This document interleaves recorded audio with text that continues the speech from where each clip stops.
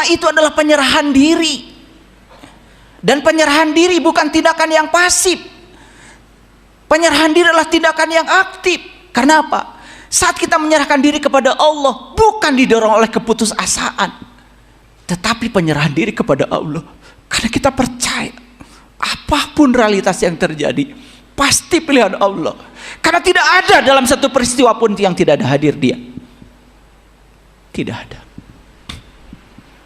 Kita sering tidak percaya dan ragu kepada Allah karena kita tidak menginginkannya, karena pikiran kita yang sempit, dan seolah-olah apa yang terjadi itu buruk karena otak kita dari sejak kecil disuruh untuk melihat benar salah, baik buruk, benar salah, baik buruk, hanya berdasarkan pengetahuan kita yang sempit di sini.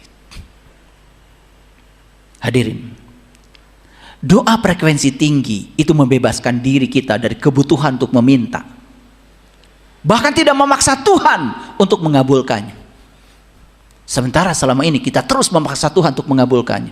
Itu doa frekuensi rendah, seolah-olah kita lebih tahu dari Tuhan.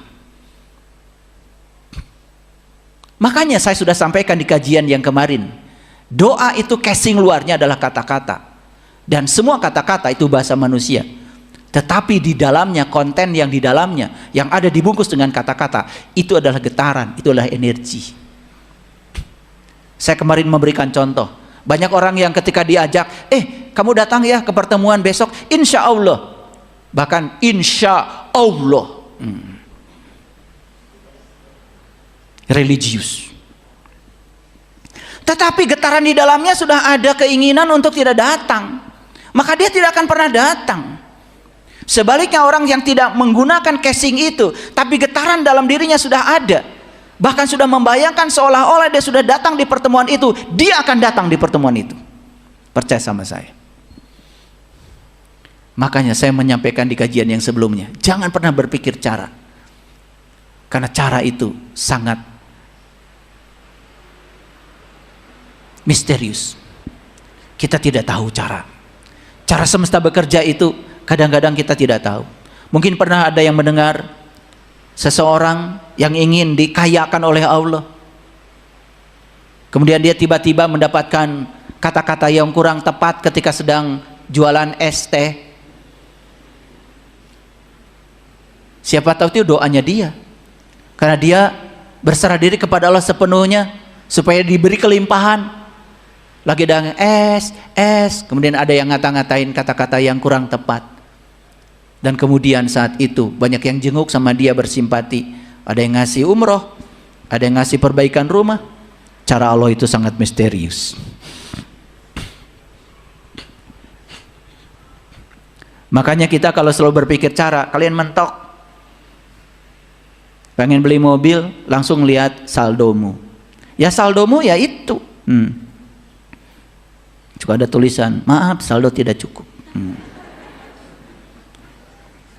Coba lihat saldo Allah. Lihatnya saldo Allah. Saldo Allah tanpa batas. Nah sekarang tinggal bagaimana memindahkan ya berkah dari saldo Allah ke rekening kita. Itu aja. Yang dibutuhkan itu kok. Saya ngajarin banyak yang belum ngerti bahasa saya. Mau nggak saya ajarkan kamu jadi orang sakti? Mau ayah? Mindahin uang dari rekening orang? Mau banget ayah. Udah. Kamu bisa mijit saya nggak? Ya sebisa-bisanya ya. Ya udah, mijit. Udah selesai. Mana nomor rekeningmu? Udah, saya pencet pakai M-Banking. Udah, 500.000. Alhamdulillah ya. Nah itu sakti kamu. Pindahkan uang saya ke rekening kamu. Itu aja yang dibutuhkan. Sakti itu begitu, bukan pakai tuyul. Sakti itu pakai sains, pakai rasional. Itu baru sakti. Semua orang yang punya keinginan apapun pasti dapat rezeki kok. Saya yakin. Orang yang markirin di pertigaan aja dapat rezeki kok. Betul nggak? Masa iya semua yang lewat nggak ngasih? Adalah yang warasnya. Bahkan menyiapkan diri untuk memberi dari rumah. Bahkan memberinya bukan yang tidak dipakai lagi, bukan 100, 200 yang recehan itu. Dia menyiapkan diri untuk memberi lebih besar. Ada yang waras kok. Yang gak warasan juga banyak.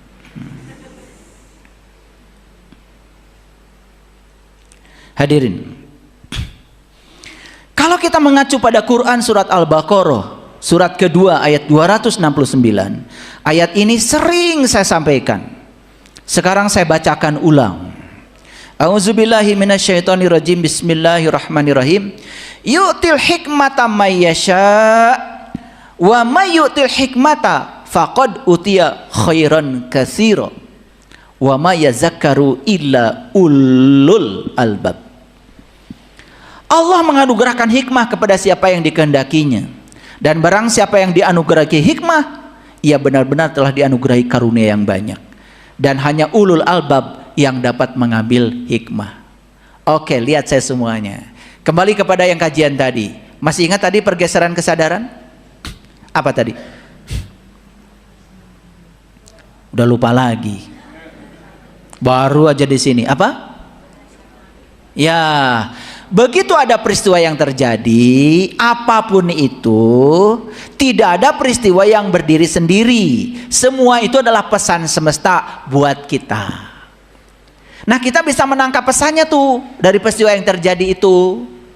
Nah, ketika menangkap pesannya, maka pesan yang kita tangkap itu bahasa Qur'annya namanya hikmah. Begitu dapat hikmahnya, maka kita mengalami pencerahan baru. Lalu kita bergeser kesadarannya dari kesadaran lama ke kesadaran baru. Lumayan tuh pergeseran kesadaran. Yes? Oke. Tetapi Quran surat Al-Baqarah mensyaratkan, ternyata yang bisa mengambil hikmah dari setiap peristiwa itu hanya ulul albab. Udah ada jawaban sekarang? Pantas saya nggak bisa ngambil hikmah karena saya bukan. Nah itu aja. Gitu aja. Ngerti ya? Saya bikin bahasanya lebih sederhana. Oh pantas saya tidak bisa mengambil hikmah. Begitu banyak peristiwa pesannya nggak bisa nangkap karena saya bukan ulul albab. Itu aja. Kalau ulul albab kata Quran pasti bisa mengambil hikmah. Nah sekarang kita tanya Quran, Quran siapa ulul albab itu? Nah Quran ngasih jawaban. Ini jawabannya tidak di Quran surat Al-Baqarah, adanya di Quran surat Ali Imran ayat 191. Itulah pentingnya kita mengerti petanya Al-Quran.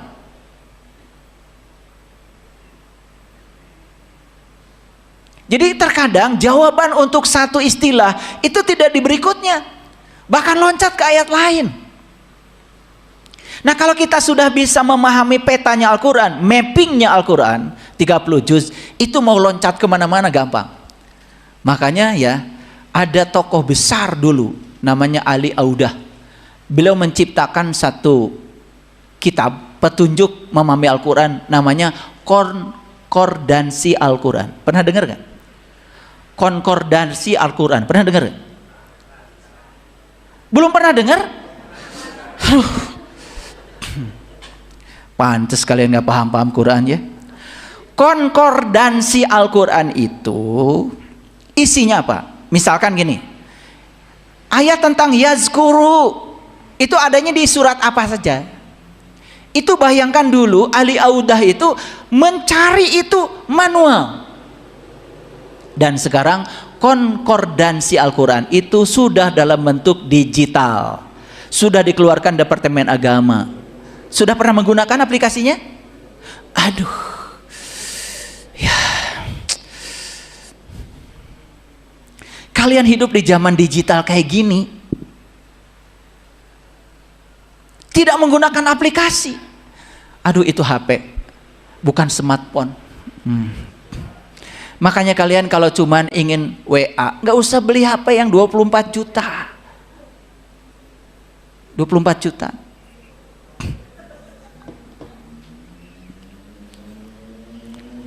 Ini smartphone dan membantu saya untuk banyak mengerjakan pekerjaan saya, terutama pekerjaan-pekerjaan digital. konkordansi Al-Quran pun bisa diaplikasikan di sini, bisa diakses di sini. Saya ingin tahu yazkurunallah itu ada di ayat mana saja, itu gampang. Kalau pakai aplikasi, udahlah, saya teruskan dulu ke sini ya. Saya jadi kesel ya sama kalian. Bukan kesel sebenarnya, saya itu kasihan aja kalian itu punya HP. Ini HP saya ini hafiz Quran 30 juz. Nanti kalau syarat masuk surga itu hafiz Quran, HP saya duluan. Saya belakangan. Ikutin HP.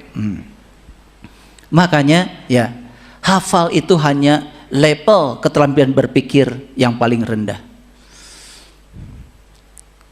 Saya bukan merendahkan orang yang hafiz Quran. Dari kecil juga saya dipaksa oleh orang tua saya harus menghafal Al-Quran. Khatam itu bukan hafal 30 juz. Khatam itu satu ayat aja, tapi membuat kamu dapat hidayah, tercerahkan hidupnya, berubah kesadarannya. Itu khatam. Baca ayat ini, coba sampai khatam. Siapa sesungguhnya ulul albab itu? Kata Quran, allazina yazkurunallaha qiyaman wa qu'udan wa ala junubihim. Nah, ini saya bacanya qiyaman. Harusnya kan qiyamau, gitu. Karena ya itu ada kasroh 2 ketemu wow, itu idgham biguna. Bukan saya nggak ngerti, cuman kan dibacanya sepotong-sepotong nih ya. Allazina yazkurunallaha qiyaman wa qu'udan wa ala junubihim, gitu. Tapi kalau saya baca allazina yazkurunallaha qiyaman wa qu'udan wa ala junubihim, boleh nggak? Boleh, kan saya bacanya sepotong-sepotong. Bukan saya nggak ngerti idgham biguna. Ya, walaupun pendeta tapi saya ngerti idgham biguna.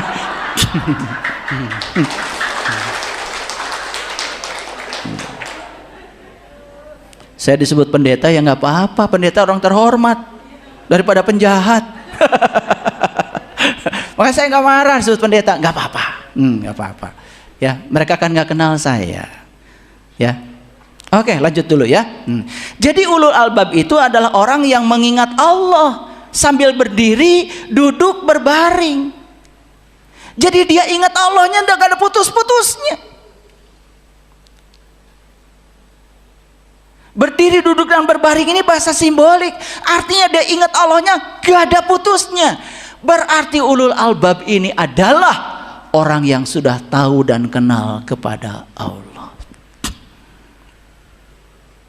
Makanya orang yang sudah tahu dan kenal kepada Allah pasti akan bisa mengambil hikmah. Kenapa?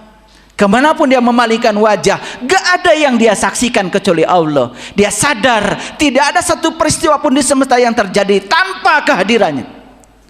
Maka dia tidak terjebak baik buruk, benar salah. Semua yang terjadi pasti itu adalah pesan dari Allah buat saya. Dia tidak ada penolakan sama sekali. Mengalir semua pesan-pesan ke dalam dirinya. Intuisinya hidup. Nah, ketika intuisinya hidup, maka tubuh intuisinya hidup, tubuh energinya hidup, tubuh fisiknya jadi sehat. Kira-kira Bapak Ibu termasuk ulul albab?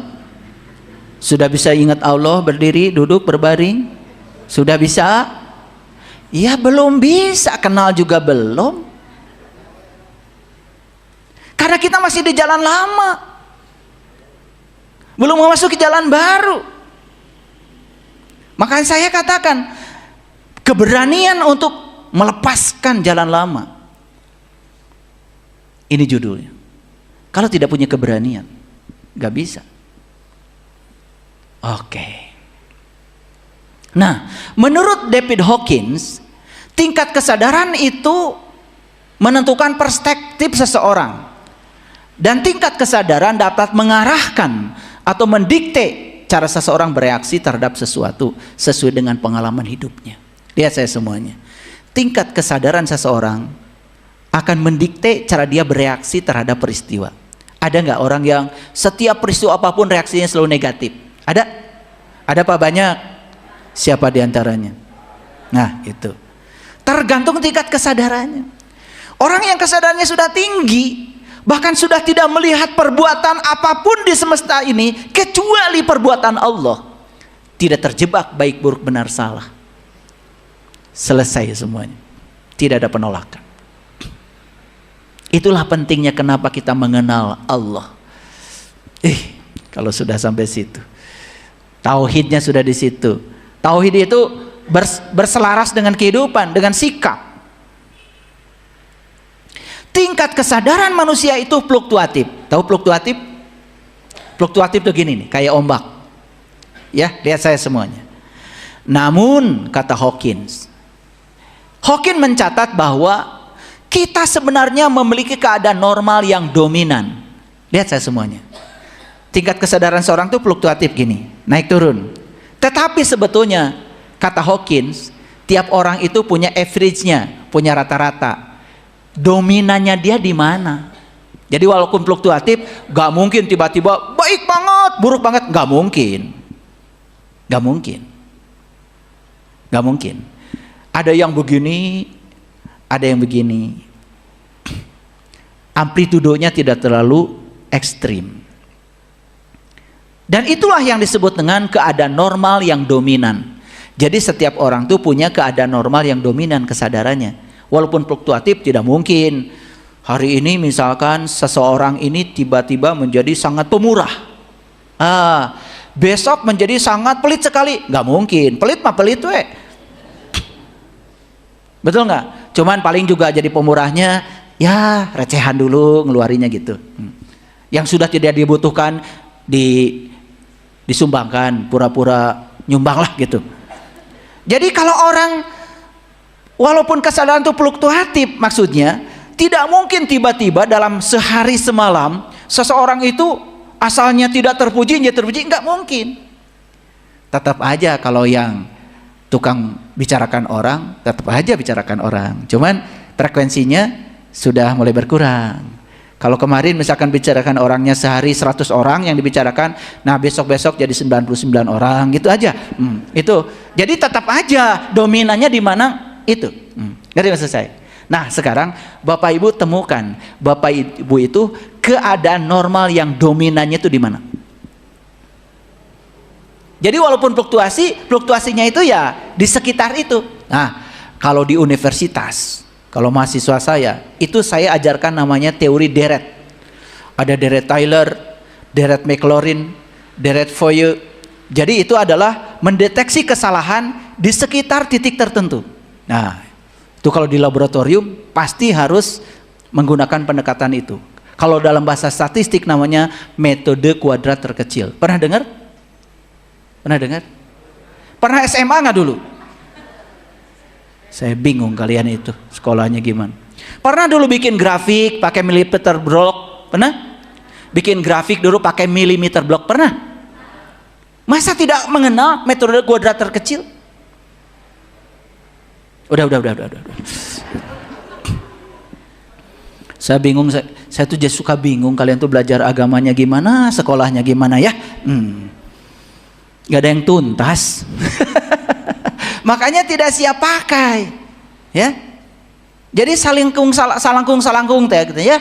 Yang penting sekolah mau menang ijazah.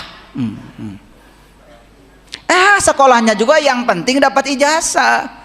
Engke lamun kerja, no penting mau menang gawe. Kan jadi gitu, betul nggak? Itu cara berpikir, tidak melayakkan diri. Ijazah saya harus nomor 1, nilai saya harus terbaik. Ijazah saya harus laku di pasaran. Kalau melamar itu ijazah saya yang pertama diambil, karena lihat angka-angkanya aja sudah keren. Itu belum lihat kemampuan saya. Begitu harusnya. Itu namanya profession. Kita punya keahlian khusus yang orang lain tidak punya. Baik Bapak Ibu, kira-kira expanded, contracted.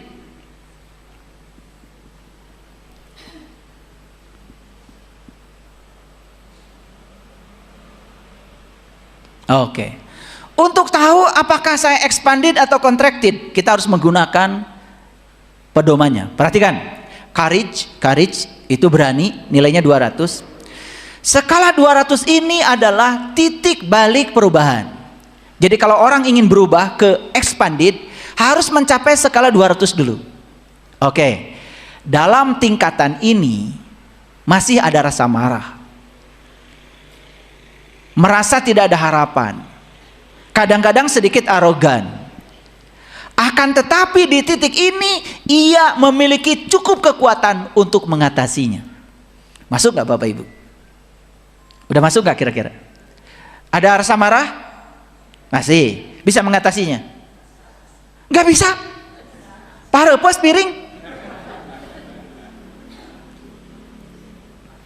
Ada rasa marah, gak apa-apa kata Hawkins. Tetapi kamu sudah bisa mengatasi rasa marah itu. Begitu mau marah, langsung duduk, tarik napas dalam-dalam, diberi jeda. Makanya ada teori namanya 4-4-8-4. Jadi tarik napasnya 4, tahan napasnya 4, buang napasnya 8 lebih lama lagi. Nah, setelah buang napas, tahan perut 4. Itu namanya 4-4-8-4. Jadi gini. Nah, hitung 1, 2, 3, 4. Tahan.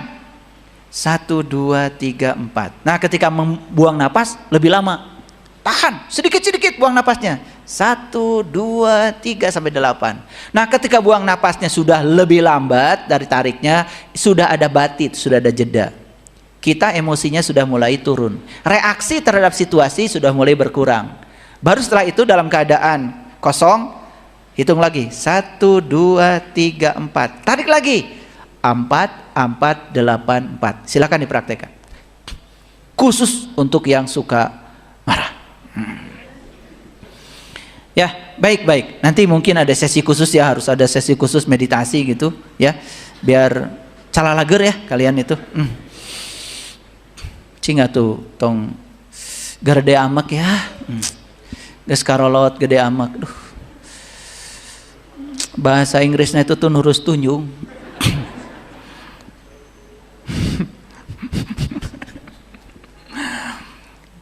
Masuk gak kira-kira Bapak Ibu? Masih ada rasa marah, kadang-kadang tidak ada harapan, kadang-kadang sedikit arogan, tetapi bisa mengatasi semua ini.